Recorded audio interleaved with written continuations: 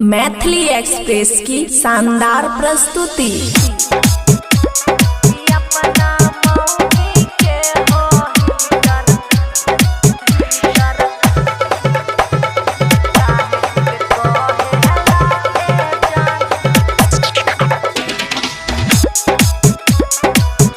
खुशी recording studio बलुआहा।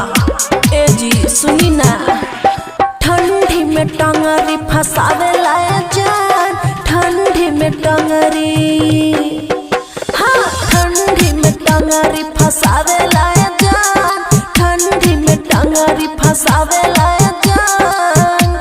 कि अपना मौगी के हो हीटर काहे के कहे हला ए जान, कि अपना मौगी के हो हीटर काहे के कहे हला ए जान।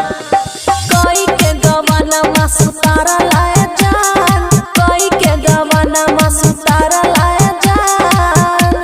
कि अपना मौगी के हो हीटर काहे के कहे हला ए जान, कि अपना मौगी के हो हीटर काहे के कहे हला ए जान।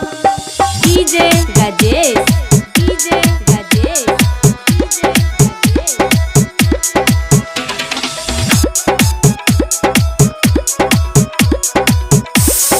बाप रे बाप, कहला तू हमरा के जरा के रजाए, दुखला पे कमर नहीं देला तू दबाई।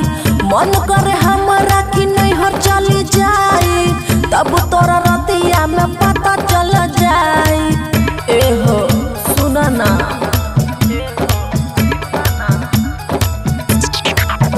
हाँ कहला तू हमरा के जरा के रजाए, दुखला पे कमर नहीं देला तू दबाई।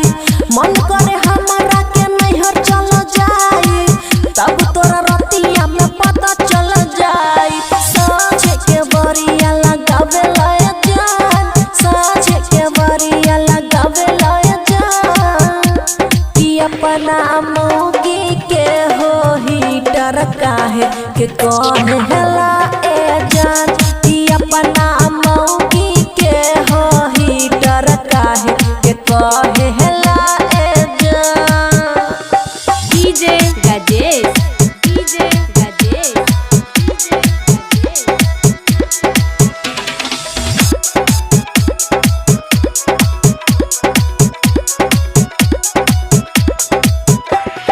कोई के बियाह हम गइनी पचताए, मीठी मीठी बोल के लेला तू फसाई।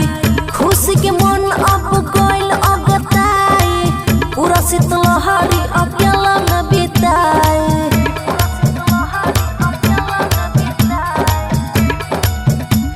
ए जी सुनी ना, कोई के बियाह हम गइनी पचताए, मीठी मीठी बोल के लेला तू फसाई। खुशी के मन अब गइल अगताई, पूरा शीतलहरी अकेला में बिताई।